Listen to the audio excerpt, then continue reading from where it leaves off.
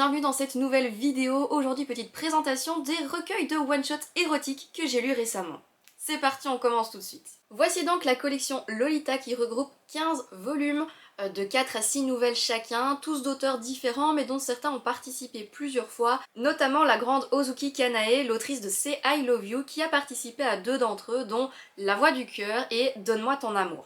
Je vous avoue, c'est un petit peu lourd et un petit peu galère de tout vous présenter, donc nous avons Deep Kiss, Donne-moi ton amour, Déclic sensuel, La Voix du Cœur, Aime-moi jeune fille, Tous les jours avec toi, Jeu amoureux, Amour de vacances, Yamanot, Deep Sex, Candy Kiss, C'est pour ça que je t'aime, La recette de l'amour, Dis-moi que tu m'aimes et Lyrical Beats.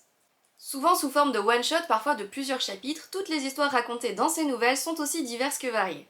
Du collège au monde du travail, les personnages ont tous vécu des expériences douloureuses, voire carrément traumatisantes, qui se termineront souvent par des happy endings. Ce qu'elles ont tout en commun, c'est leur thème central, le sexe. Sur chaque tome est notée la mention pour public averti, autant pour les scènes de sexe que pour les situations à caractère violent qui pourraient choquer. Dans celle-ci, on peut retrouver d'une part du harcèlement, de l'infidélité et une notion du consentement douteuse, et de l'autre, de la violence physique, du viol et même du proxénétisme.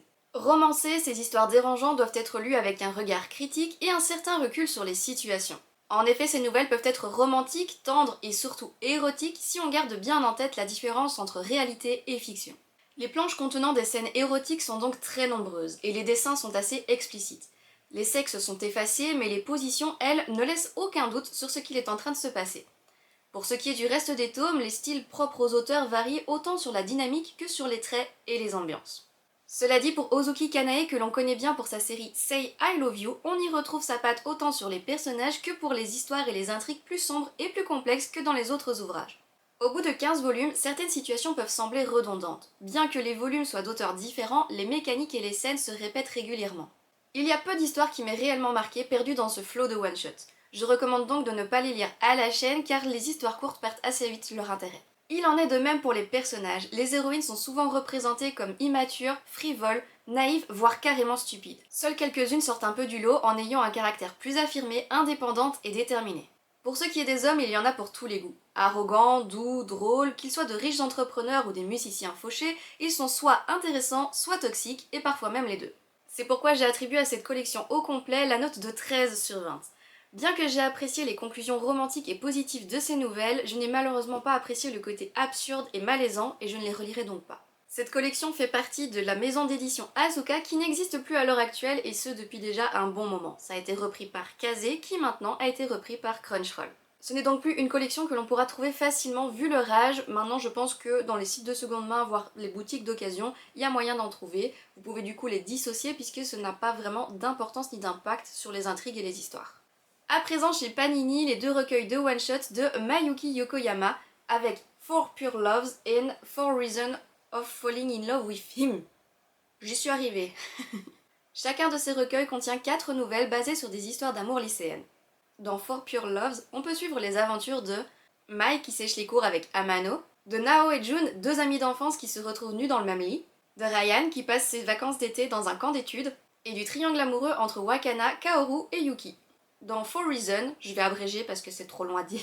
Dans 4 Reasons, nous partons à la rencontre d'Eri qui décide de donner une seconde chance à son ex, de Nina qui assume ses responsabilités envers Joe, de Mitsuru qui s'amuse aux dépens de son ex avec des photos compromettantes, et de Chika qui va aider Shibuya à promouvoir le love hotel de sa famille. Ces nouvelles sont plus drôles que véritablement profondes. Les situations sont souvent absurdes avec un style graphique rétro-classique. Les scènes de sexe sont peu fréquentes même si les blagues sur le sujet y sont récurrentes. J'ai apprécié ces 2 volumes, les histoires y sont plus légères que dans la collection Lolita, mais elles n'ont rien d'exceptionnel. C'est pourquoi je leur ai attribué la note de 12 sur 20. Pas suffisamment attachantes, elles sont tout de même distrayantes.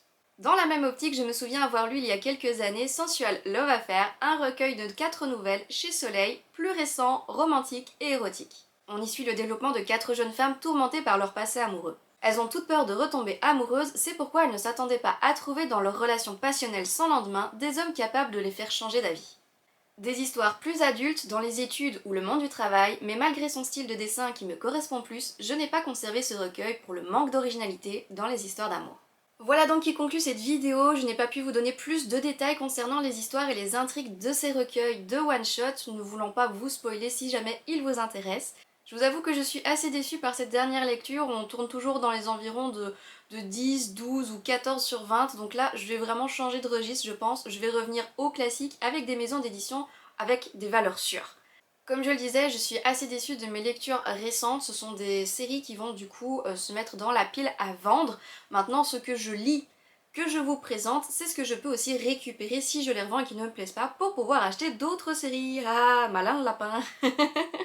C'est toujours du bonus. Je vous informe également que je vais aller en tant que visiteuse à la Made in Asia de Bruxelles ce week-end, donc la vidéo sera pour la semaine suivante. J'ai déjà hâte d'y être et de voir un petit peu ce que je vais pouvoir y trouver. Comme d'habitude, si la vidéo vous a plu, si une série vous intéresse, n'hésitez pas à liker, à commenter, à partager et à vous abonner pour la suite de la lecture de cet énorme manga tech. Et en attendant la prochaine vidéo, je vous dis ciao!